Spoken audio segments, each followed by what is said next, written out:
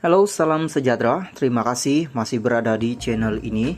Dan bagi mereka yang belum subscribe channel ini, sila subscribe, like, komen, dan share supaya Anda tidak akan ketinggalan info-info yang saya sampaikan di channel ini. Berita hari ini saya mau kongsikan kepada Anda daripada Sinar Harian. Sanusi sedia bertemu Anwar di Mahkamah.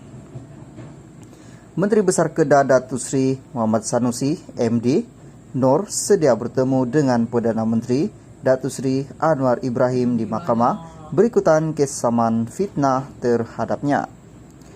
Memetik status yang dimuat naik di laman Facebook pribadinya pada Selasa malam, beliau memberi bayangan berkenaan dengan berkata jumpa di mahkamah lah kita kisahkan tentang sejarah.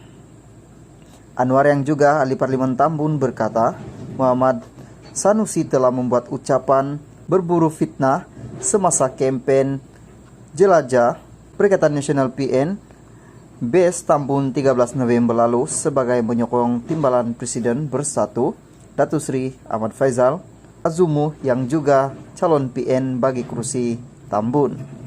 Beliau berkata, kenyataan Muhammad Sanusi yang juga pengurusi PN Kedah itu disiarkan secara langsung menerusi Facebook bawa nama Faizal Azumu.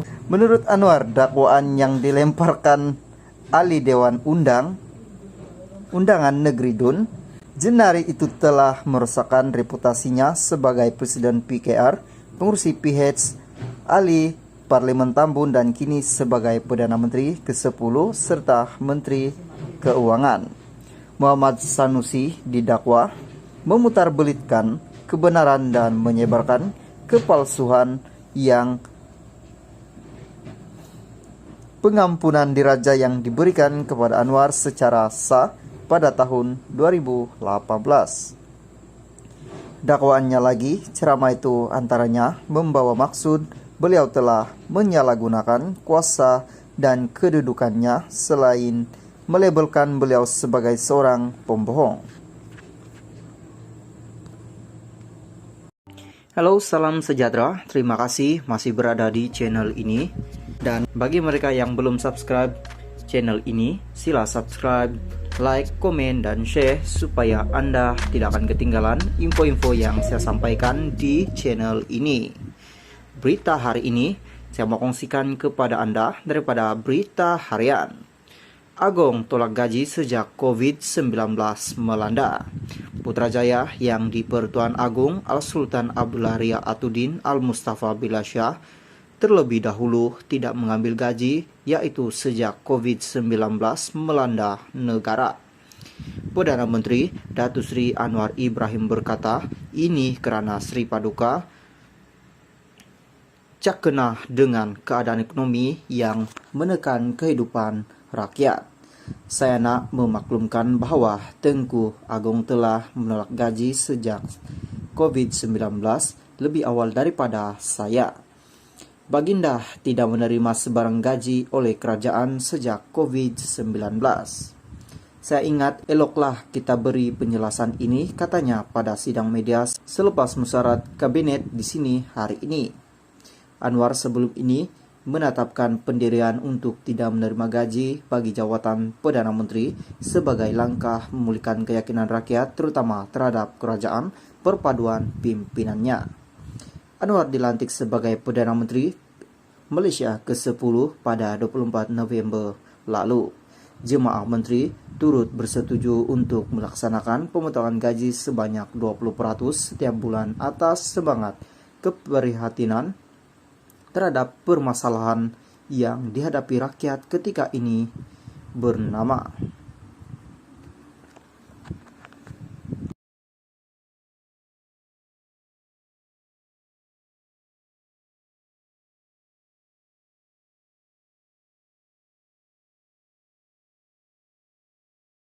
Halo guys, salam sejahtera dan terima kasih juga masih berada di channel ini untuk menantikan info-info selanjutnya.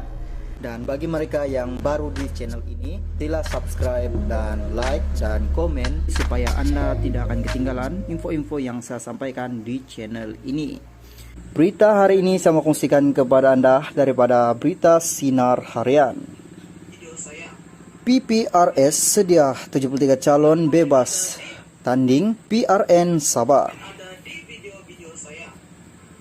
Kota Kinabalu Pertumbuhan Prihatin Rakyat Sabah PPRS bersedia dengan 73 calon Dewan Undangan Negeri DUN yang akan bertanding bebas menjelang pilihan raya negeri PRN akan datang.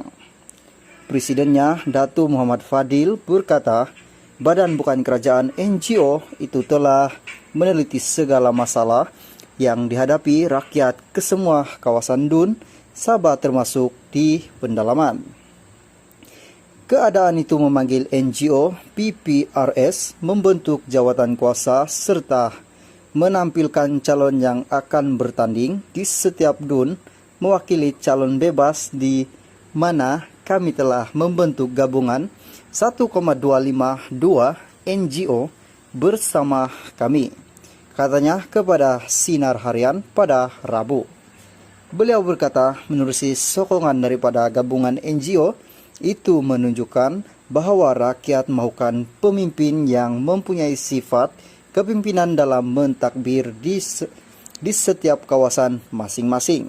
Kami juga NGO PPRS sentiasa memantau serta memberikan perkhidmatan dalam tunjuk ajar kepada calon yang bakal kami tampilkan dalam membantu masalah dihadapi rakyat di negeri ini.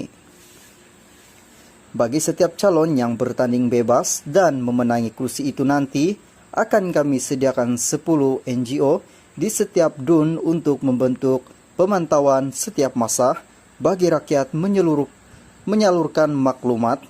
Tindakan pantas akan dilakukan dalam usaha memenangi masalah rakyat di setiap DUN Sabah, ujurnya. Halo guys, salam sejahtera dan terima kasih juga masih berada di channel ini untuk menantikan info-info selanjutnya. Dan bagi mereka yang baru di channel ini, sila subscribe dan like dan komen supaya Anda tidak akan ketinggalan info-info yang saya sampaikan di channel ini. Daripada Malaysia kini, pertemuan di Jakarta, Ismail Sabri arah peguam saman fitnah. Ismail Sabri Yaakob akan mengambil tindakan undang-undang terhadap sebaran fitnah yang mendakwa dia merancang sesuatu dengan pengurusi Perikatan Nasional PN Muhyiddin Yassin di Jakarta baru-baru ini. Dakwaan itu tersebar gara-gara ketidakhadirannya dalam musyawarah Majelis Kerja Tertinggi UMNO pada 8 Desember lalu. Kalau nak fitnah orang pun biarlah musibah. Sikit, kalau dalam rekod immigration saya tak keluar negara, maknanya saya dalam negara lah. Saya sudah pun mengarahkan peguam saya untuk mengambil tindakan undang-undang kepada pemfitnah. Salam sejahtera. Terima kasih juga masih berada di channel ini untuk menantikan info-info selanjutnya.